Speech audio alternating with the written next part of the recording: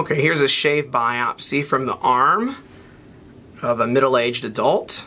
And it was a firm papule that when the dermatologist kind of pinched the sides of it, it dimpled and had a depression in the center, the dimple sign. And it kind of was darkly pigmented, so there was a question if it could be a little cyst maybe, or maybe sometimes they'll wonder if it's even a melanocytic nevus because of the pigment. But most of the time, if it's firm and it dimples like that, most dermatologists will know that this is going to be a dermatofibroma. And even from very low power, without seeing the cells, I can tell you this is going to be a dermatofibroma. You can see there's an increased number of spindle cells that are kind of vaguely making a nodule in the dermis. It's not a well-circumscribed nodule. It's kind of this vague collection that kind of sprinkles out at the edges, kind of intercalates between collagen bundles. We'll look closer in a minute. And the epidermis over top, although this case isn't really dramatic, but the epidermis over top is kind of getting thicker, and so it's acanthotic, and it oftentimes the redi, instead of being kind of rounded or pointed, they get blunted or flattened, and so we call that tabling of the redi. The redi get thick, and then when they push down, they kind of stop, and instead of having the long, kind of more pointed ends that you see on the redi out here, they get this kind of flattened look at the bottom, so we call that tabling. So that epidermal change, anytime, even from low power, you see what looks like a spindle cell proliferation of the dermis with epidermal hyperplasia, the very first thought you should have in Dermpath is dermatofibroma. And dermatofibromas are common. They're benign spindle cell lesions in the skin. And they have a wide range of different types of dermatofibromas. I think there's, I don't know, a dozen or maybe even 15 or 20 different types of them described. Cellular ones, aneurysmal ones with blood-filled spaces, ones with big, giant, scattered atypical cells that look kind of scary, and all sorts of different variants. And so I think it's a good thing to recognize because it's anything that's really common but has a wide range of histologic features. Those are good things for dermatopathologists or any pathologist to know about, because those are things that means you're going to encounter them often, and you're going to find them challenging if you don't understand all the different subtypes. So we talk about, I guess I'll digress on a philosophy of diagnostic classification just for a second. We talk sometimes about people being lumpers or splitters. Lumpers say, well, all of these different subtypes don't matter. It's all just one entity. Just call it dermatofibroma. Whereas splitters say, well, let's call it dermatofibroma with aneurysmal change, or dermatofibroma, the lipidized variant, or whatever. And we split into all these different variants. And I think that splitting is kind of fun because, again, I'm a Dermpath nerd and I like to learn all this little esoterica, but for practical purposes, I think it's important to recognize if we're splitting and dividing things into subtypes, why are we doing it? And in my mind, there's kind of maybe three main reasons to subdivide and subclassify lesions, to make subtypes. The most important one is because it matters clinically. Say there's one subtype that behaves differently than another subtype or needs treated differently, then that's really important to recognize and to point out to the treating physician. So in the case of dermatofibroma, they're all benign, but cellular dermatofibromas, for example, which this is not, this is just a regular dermatofibroma, but the cellular ones tend to be larger and deeper and go sometimes down into the subcutis, and they will recur more often because they go deeper into the skin. And so because of that, sometimes people like to do a re-excision of those, whereas one like this doesn't need any further treatment. So I think that that subtype I usually add a different comment about because I know that a lot of dermatologists would like to treat that differently. But the other reason that we split, so reason number one is because there's clinical significance. Reason number two for splitting is because it helps us as pathologists to recognize the different patterns so that we understand, oh, this and this pattern look very different, but they actually represent the same entity. So recognizing that the lipidized variant of DF, for example, which often occurs near the ankle, it looks very foamy and looks almost like a xanthoma or something, and looks quite different from a dermatofibroma like this. And so that reason for splitting, I don't always have to put that into the report, but it's just important for me to recognize as a mental cue, oh, remember that all these different subtypes, they look different, but they all are actually the same thing. And then I kind of jokingly say the third reason for splitting is because in academic pathology, we have to publish papers. So we say, oh, look, it's a new variant, and then we can write a new paper about it so that we eventually get promoted. So I'm kind of joking, but it's also kind of true. So in any case, you can take that or leave it, whatever you like. So here's what dermatofibroma looks like on higher power. The epidermal change, like I told you, the epidermis gets thickened, it has acanthosis, and the redi tend to get flattened at the bottom. Oftentimes you get increased amounts of melanin pigment in the basal layer. So even in a patient that's a light-skinned patient, they'll often get a great increase in the melanin pigment over top of the lesion, and you can even see some of that melanin's fallen out and being eaten up by histiocytes in the dermis here. So that will make these lesions look brown. They often look brown in color. And sometimes you can actually even see little beginnings of hair follicle growth over top of the lesion, and those can look very blue and basaloid. And in fact, if you don't recognize it, this is called follicular induction. It's actually hair follicle. The lesion somehow stimulates the epidermis to grow little baby hair follicles, and it can look a lot like basal cell carcinoma. So always think twice before ever diagnosing a basal cell carcinoma over top of a dermatofibroma, because even though this case doesn't show that, it's a important thing to recognize. So you can go and Google follicular induction over dermatofibroma and see what that looks like. And then the last thing I look at actually is the dermal spindle cells, because I think in dermatofibroma, looking at all the patterns from low power is so much more important than what the cytologic features of the spindle cells actually are. Oh, and then this is the other thing. The spindle cells here, these little blue, spindly, elongated guys, they're wrapping around and entrapping these kind of thickened reticular dermal collagen bundles. So this is a beautiful example of what we call collagen entrapment. And this really nice wrapping and swirling of the spindle cells of the dermatofibroma around the normal dermal collagen bundles. Very classic characteristic feature of dermatofibroma. Now, that said, other lesions can have epidermal hyperplasia over top of them. Other lesions can have collagen trapping, but when you see really nice collagen trapping like this, it fits perfectly with dermatofibroma. Now let's look at what the spindle cells actually look like. They are spindled, and sometimes they're kind of stellate, either triangular shaped or kind of star shaped. And they are usually bland, but you can definitely see cases where you have large, even hyperchromatic pleomorphic cells scattered throughout. If you see a lot of those, you have to think about some other things, but we'll have to talk about that in a different video. But if you see scattered hyperchromatic cells in an otherwise perfect dermatofibroma, no problem.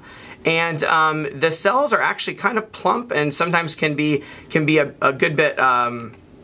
Can be pretty large in size actually, and they have again a kind of a spindled or a triangular shape, and some mitotic activity is totally okay. If you find mitoses, don't worry. These lesions often have look right there. See? They often have mitoses. It's totally normal to have mitotic figures. And again, it's the cytology, actually the cells usually kind of vary in size and shape. Some will be smaller, some will be bigger. So a lot of times people debate between, well, how do I tell if it's dermatofibroma or dermatofibrosarcoma protuberans? And I'll make another video on DFSP at some point, but there are a lot of differences. But one of the big differences is that if you're debating between dermatofibroma and dermatofibrosarcoma protuberans, those two sound similar in name, but they usually look pretty different, and they are totally, in my opinion, unrelated etiologically. They're not, dermatofibroma doesn't turn into DFSP or anything like that, not in my opinion at least. And but the one difference is that DFSP, surprisingly, even though it's malignant, has very bland, very thin, stretched out spindle cells. They're very small and thin, and they all look the same. Whereas dermatofibroma actually has cells that are a little bigger and actually a little bit more atypical. So if you see something that has a little atypia, it's much more likely to be a dermatofibroma or maybe some other lesion rather than a DFSP. So I think that that's a little tip that a lot of people are not familiar with that, because I see people say, well, there's some atypia, maybe it's DFSP. And DFSP usually does not have nuclear atypia, whereas dermatofibroma often will have a little bit. So this is a nice example of dermatofibroma, and you'll often find foamy cells, Teuton giant cells, blood-filled spaces, hemosiderin. Those are all features. If you see any of that in a dermal spindle cell proliferation, and you see overlying epidermal hyperplasia, and you see collagen entrapment, all those things are nice clues for dermatofibroma.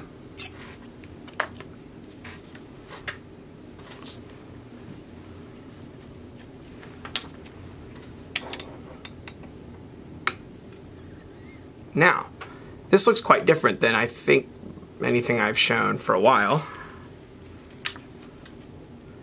This is actually a nail. This big, thick, pink structure, this is the nail plate. The nail plate is actually the part of your nail that you clip, the dead part of the nail, the part that you clip, that whole area that you call your fingernail or toenail, that's called the nail plate.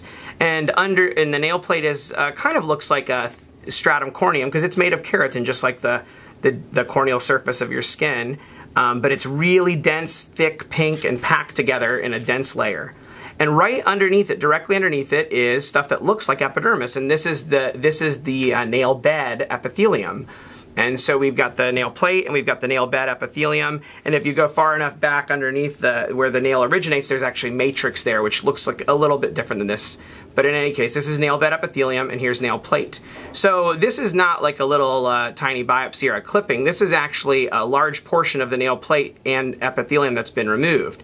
So when they do this, they're usually looking for either a mass or a lesion underneath the nail plate, or they're looking for maybe a pigmented lesion. So recognizing right away when you see a nail avulsion or a nail excision like this, you have to know what are they looking for, and clinically what does this look like. Nail pathology, I think, is quite challenging, and knowing the clinical scenario and what they're looking for, and if you can get a picture, even better, that's going to tell you so much. Well, this case was easy. They said that there was a painful blue nodule underneath the fingernail. So they removed the fingernail plate and nail bed epithelium, and then after they took that off, underneath there was a little nodule, and here's what the nodule looks like. So you can see down here in the dermis underneath the nail, we've got this nodular proliferation. And it's composed of these small cells that have round nuclei that are very uniform. All the nuclei look very much like each other. And if you go look at a blood vessel here, here's a vessel. Here, there's like some junk in it, some degenerated cells, but here are the endothelial cells, little layer of endothelium around the outside.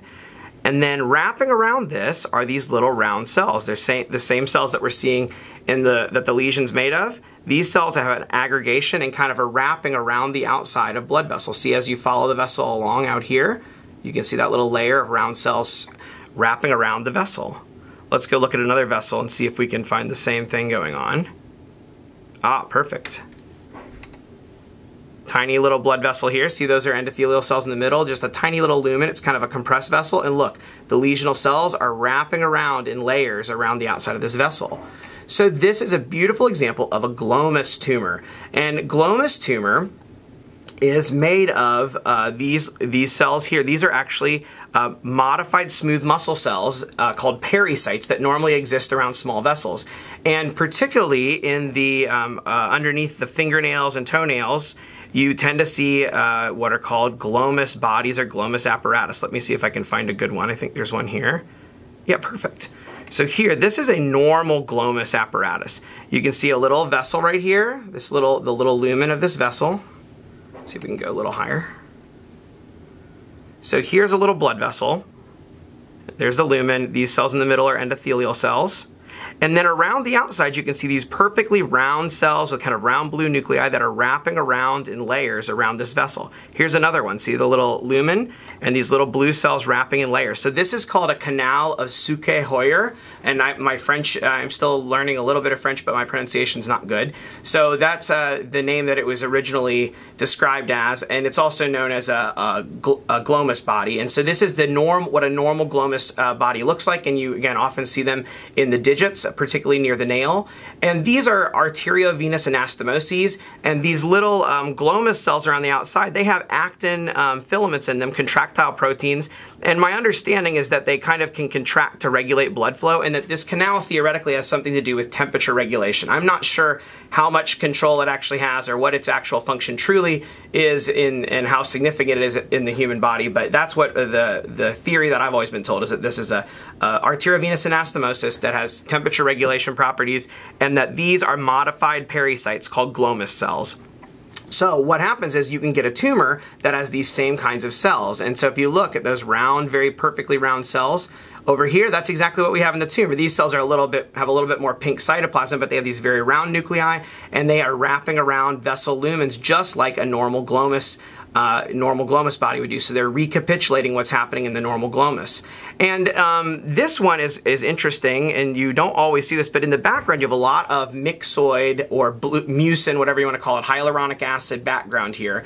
And that mucinous background makes the cells look like they're making kind of nests and trabeculae. And because these cells are round and have abundant pink cytoplasm, and because they have this kind of nested look, it's really easy to mistake a glomus tumor, particularly ones like this with a myxoid background. It's really easy to mistake them for a skin adnexal tumor, like a hydradnoma or a dermal duct tumor, if you believe in that kind of thing. Or even in this case, one of my trainees thought originally of mixed tumor, chondroid syringoma, which I think is a totally legitimate thought because it looks like you have islands and cords of round epithelial cells with a myxoid background. But if you are having trouble telling apart an adnexal tumor, like a sweat gland tumor, from a glomus tumor, the couple things that you can do is look for the presence of the cells wrapping around the vessels, like I just showed you. That is the most helpful feature to me histologically. And see, look, if you look around everywhere, you can find it again and again. Here's a vessel, and here are the cells wrapping right around the vessel. Here's a vessel, and here's the cells wrapping right around the vessel. That is not the way that epithelial cells grow. Okay, in epithelial tumors, the blood vessels actually are in the dermis, and the epithelial cells are separated from the blood vessels by collagen and other dermal structures. So because that's the way that epithelium grows. Think about your epidermis. There are no blood vessels in your epidermis. All the vessels are down in the dermis, and the epidermis is up above. The dermis is the mesenchymal kind of supporting tissue for the epithelium over top of it. That's the way that epithelial cells grow. So epithelial tumors are the same way. They do not have blood vessels directly touching tumor cells usually. So that's one clue right there. But if you wanted to go further, you could do immunostains, and if you do immunostain, glomus cells are modified pericytes. They stain with smooth muscle actin very nicely. They're usually Desmond negative, and they're going to be negative for endothelial markers like CD31 and CD34 usually. They're usually negative. There's some exceptions there in ERG. Those markers that will stay in the endothelial cells will be negative because these are not truly vascular tumors. These are actually pericytic tumors, okay? And if you do keratin, the keratin, which would be positive in all the sweat gland tumors, will be negative in glomus tumor. And one other thing you could do, if you just want to know for academic purposes, is if you do a collagen type 4 stain, it stains basement membrane. Glomus cells tend to be individually wrapped by layers of basement membrane. I don't have that stain here to show you. On this case, I didn't do any stains here. I just signed this out on H&E alone. It was classic. So, it's actually quite pretty. It shows collagen 4 deposition around each individual cell, whereas in epithelial tumors, the collagen 4, which is basement membrane, is made of collagen type 4. It actually wraps around whole nests of cells or islands of cells rather than individual cells. So collagen 4 deposition around individual cells is great for glomus tumor. And incidentally, actually epithelioid schwannomas, which I don't have an example to show you in this video, but epithelioid schwannomas have that same pattern where they have a wrapping of collagen type 4 around individual cells. So a beautiful example of a glomus tumor, and we could do a whole video on glomus tumors because there's lots of different variations, and maybe we'll do that at some point, but not today. So that's a nice example of a glomus tumor. These are benign. They're very painful though, oftentimes. And there are atypical and malignant forms, and there's some nice literature out there that explains the features. Mitotic activity, it should be very, very low.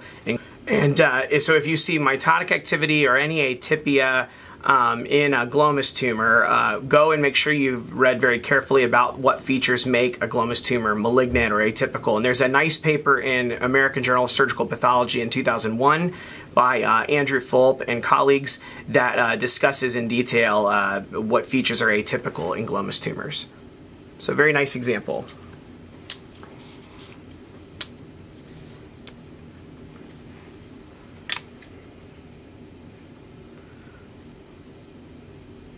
Now here's a punch biopsy, and this is not a tumor or a lesion, but actually a patient with a rash. And this patient had kind of a scaly rash that was darkly pigmented and had actually kind of a bluish gray sort of color to it clinically. And there are a lot of different things that can cause this phenomenon, and this particular example actually was a chronic graft versus host disease in a patient who had had a bone marrow transplant.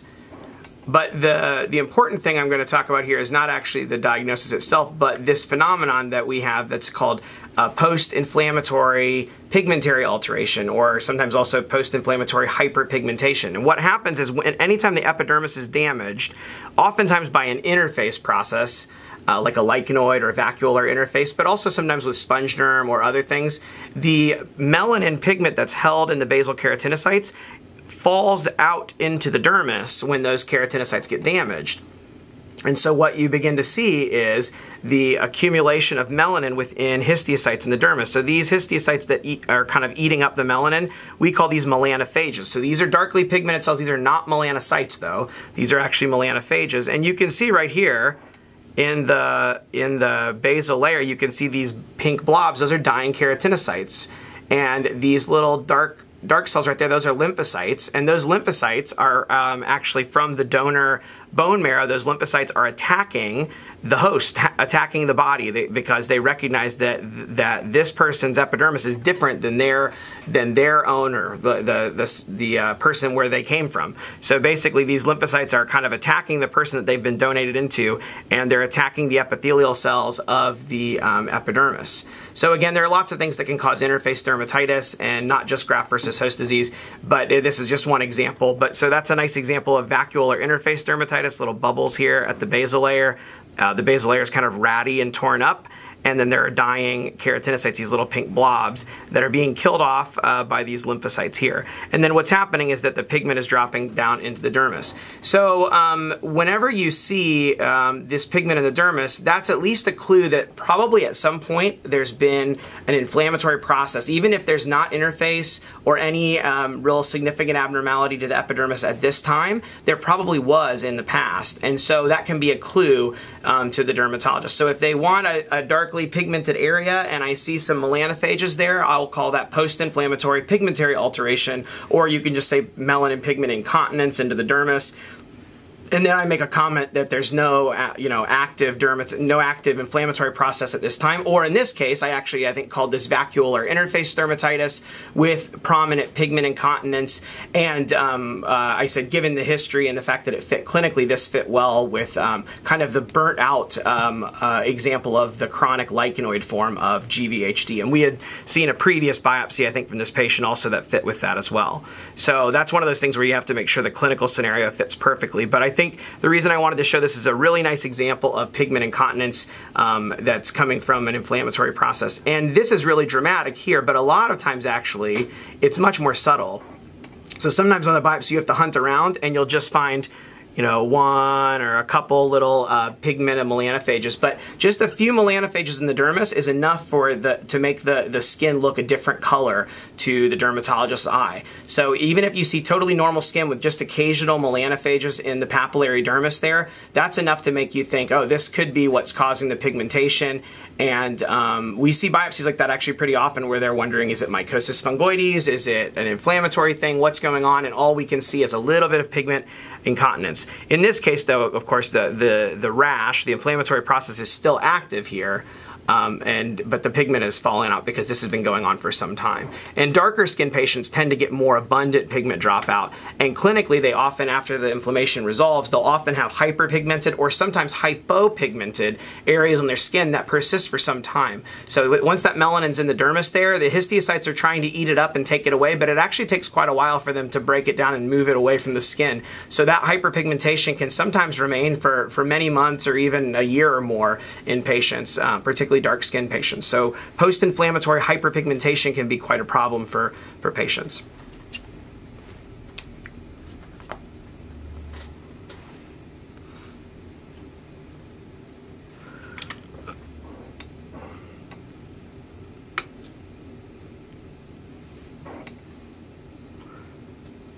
Okay. So here's another punch biopsy for a patient with diffuse patches and plaques on their buttocks and their trunk. They're an older patient, and they're an elderly patient that had these plaques or patches for many years, and they were thought to be eczema, but they've been been treated with a lot of different steroids and things, and it's not really gotten any better. And what we can see here is that the deeper part of the dermis looks pretty much normal, and up here in the epidermis. excuse me, in the superficial dermis, we have kind of some small nodules of lymphocytes and also a thick layer of fibrosis.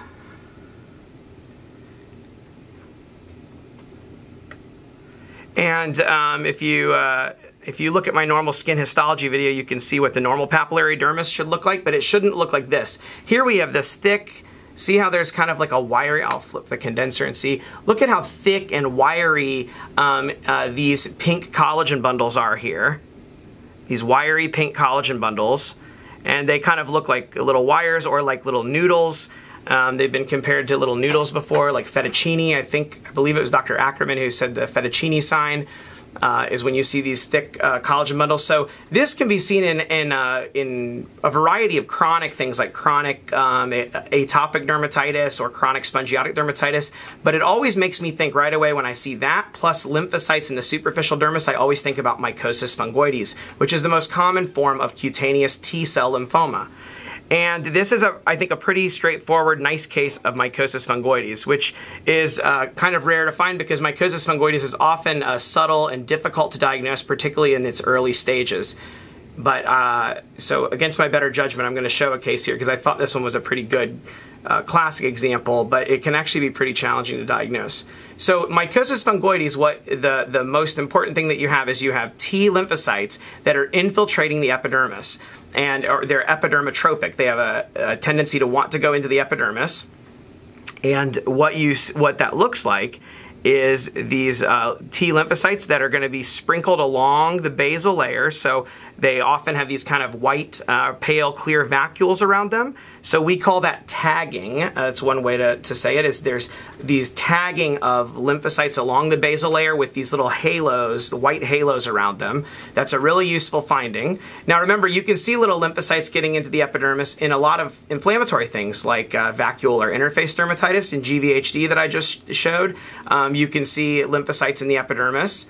But the big difference in mycosis fungoides is you usually have a lot of lymphocytes in the epidermis, but very little inflammatory changes. You don't usually have very many dying keratinocytes like you would have in an interface dermatitis. You do not usually have very much spongiosis. So there's a lot of lymphocytes in the epidermis, but actually relatively little other change that you would see in an inflammatory process. So there's a lot of lymphocytes here, but really not much spongiosis and not many dying keratinocytes. So these lymphocytes tagging along the basal layer with these little halos around them, that's one feature.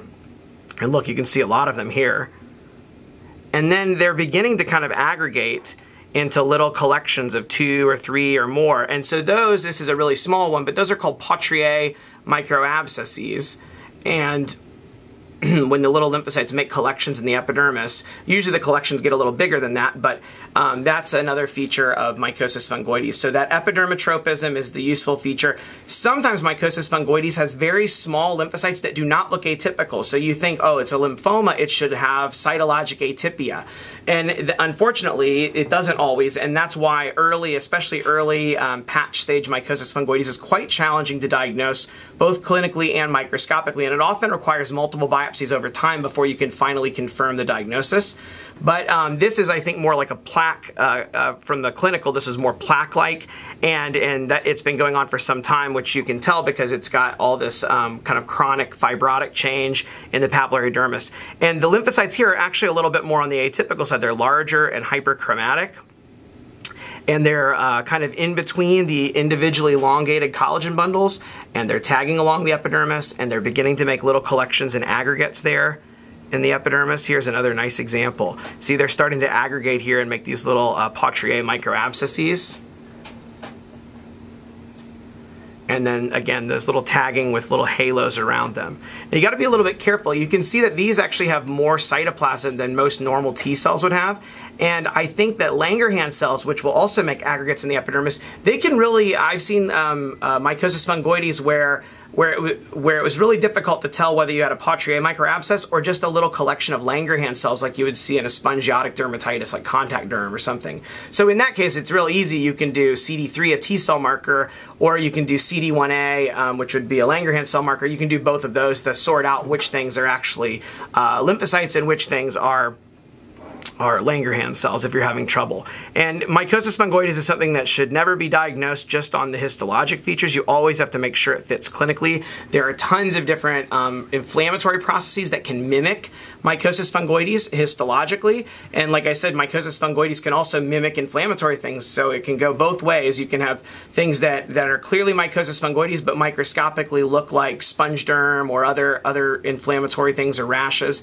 And then you can have things that look like this, that look like great mycosis fungoides microscopically, but actually turn out to be a lymphomatoid drug eruption. Or I've seen epidermotropism like this over top of a tattoo reaction, and a lot of other settings too. So it's a really challenging thing that I still, even after being in practice for 5 years now, I still find mycosis fungoides to be challenging sometimes, and I have to work really closely with my dermatology colleagues to see what the clinical looks like. Sometimes I'll say, well, I'm not sure if it's mycosis fungoides or not. I think we need to follow the patient up, and if it doesn't get better, do more biopsies over time. And that's obviously frustrating for the dermatologist. It's frustrating for the patients who don't understand why this can't just be diagnosed by looking at it.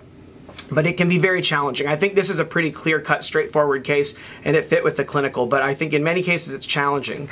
And you can do immunostains sometimes, and you can also do T-cell receptor gene rearrangement to show that there's clonality.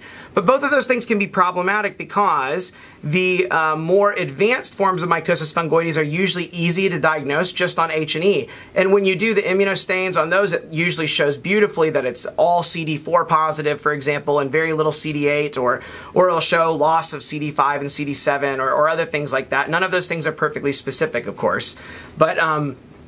But the problem is that the times where the immunostains work well are cases where you don't actually need the immunostains, where it's really straightforward.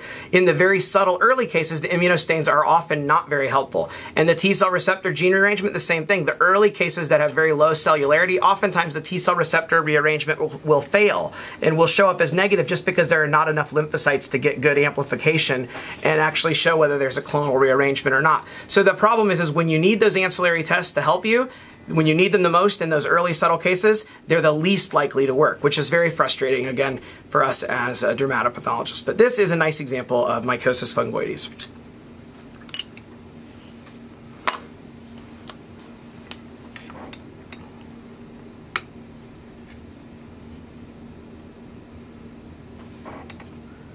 All right, so this is a papule from the face of an older sun-damaged person, and clinically they were concerned for basal cell carcinoma.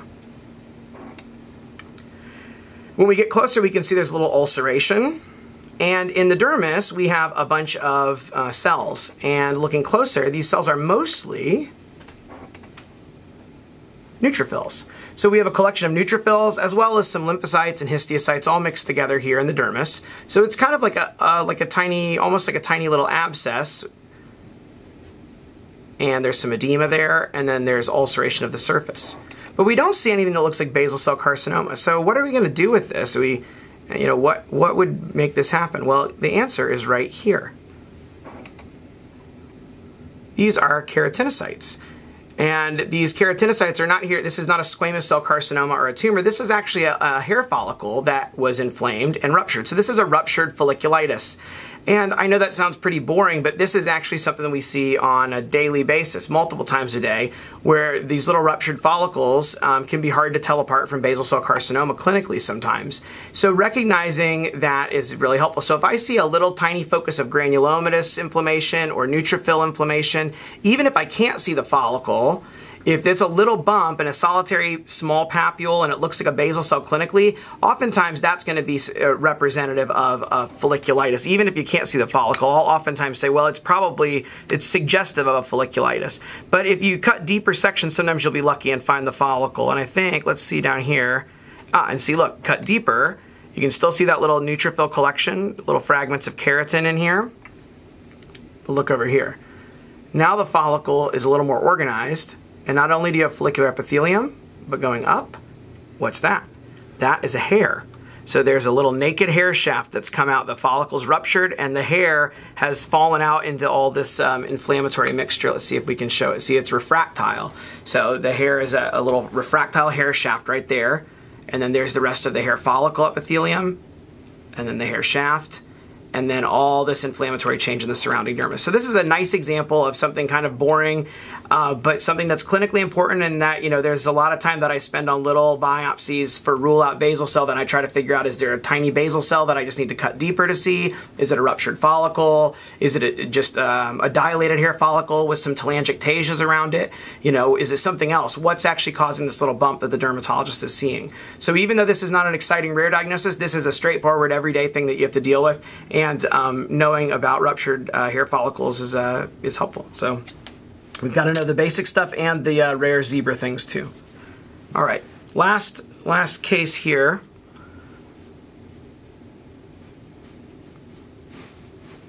So this is beautiful. This is a shave biopsy of a thick, scaly lesion that clinically they thought was a seborrheic keratosis or maybe a wart. And from low power, it does look a lot like a wart. It's got in-towing of the reedy ridges at the edge. It's got papillomatosis, all those things that I told you about. But at higher power, we have something more interesting going on. The epidermis here looks quite different than normal epidermis. And what's different about it, there's a few things. Number one, the keratinocytes are falling apart and leaving white space here. But they're not falling apart like you would see, say, in acantholysis. Acantholysis, you have the cells fall apart and round up into these nice, densely, these nice little round keratinocytes and leave a lot of space. Here, the epidermis looks kind of white and pale and ratty, like it's still like the actual cytoplasm of the cells is kind of falling apart. And the cells are kind of rounded up, but they have a really bright, dense pink color, not quite like the color. If you go compare this to normal, like dyskeratosis in Grovers or Derriers, this looks different. This is this bright eosinophilic blobs in the cytoplasm, and then in between you get this kind of white, frilly, frothy look where the cells are kind of being destroyed. And then you'll also see kind of a thicker layer of hypergranulosis and hyperkeratosis over top. But the key things really to recognize are the bright pink blobs in the cytoplasm and this kind of white pallor where the cells are falling apart. So we call this epidermolysis, and this is actually an example of epidermolytic hyperkeratosis, or EHK as we abbreviate it. What this is due to a mutation in the genes for keratins 1 and keratin 10. Keratin 1 and 10 are the keratins that make up the spinous layer of the skin. The basal layer is made of mostly keratins 5 and 14 in the keratinocytes there, so that's why they're not affected, because the mutation just involves the 1 and or 10 keratin genes. And what's happening is the mutation is leading to a change in the amino acids, so that when the protein is translated, the keratin protein, which is normally supposed to make long filaments that stretch across the epidermis, that stretch across the cytoplasm of the keratinocyte and hook up to desmosomes at each end, which then hook up to neighboring cells, and that's why the epidermis is a strong network. So instead of making those nice long filaments, the keratin folds incorrectly and gets all clumped together and makes these pink blobs. So these pink globular eosinophilic areas that you're seeing, those are actually misfolded keratin proteins. And because the keratin's not forming correctly in the spinous layer, the epidermis is starting to fall apart and lyse. So that's why we call it epidermolytic and hyperkeratosis, because it usually has a thick layer of keratin over top. So when you see that bright pink and that kind of funny pattern, it's a very distinct look. Once you've seen this a few times, you'll recognize it right away.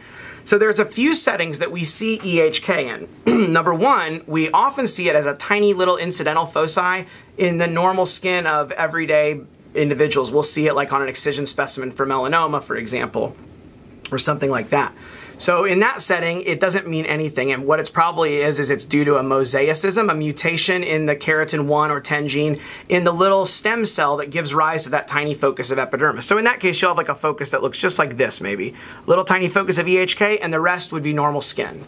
Okay? The other setting that we see it in, that it was classically described in actually, is in patients that have a germline mutation in keratin 1 or 10 and actually have EHK involving a lot of the skin of their body, particularly the flexural areas, and it gives them this really thick, almost tree bark looking skin, and due to all of this keratin buildup on top. And so those patients actually have a form of ichthyosis that's called epidermolytic hyperkeratosis. So that's the original kind of description of EHK, but it's actually the least common time. We don't see that very often, thankfully, but that is due to a germline mutation and is kind of real problem for those patients because it really causes them to have abnormal skin that they have to deal with their whole life.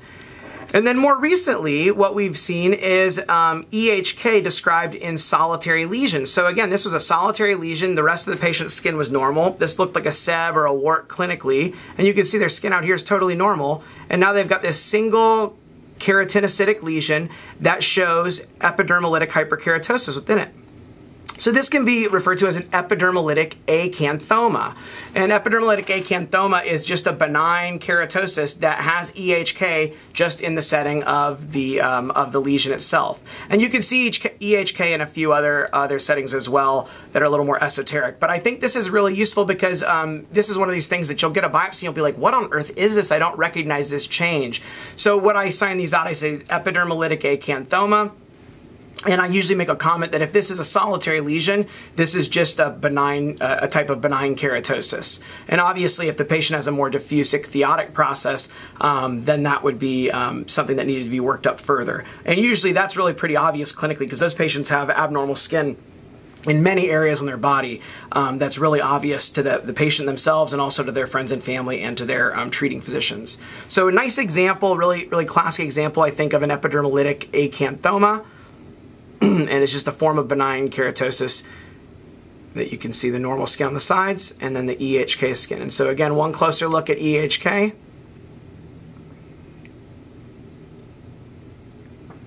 Misfolded keratin proteins making bright eosinophilic globules or aggregates in the cytoplasm. And then in between the remnants of keratinocytes that are kind of falling apart. Hypergranulosis over top. And then hyperkeratosis above that.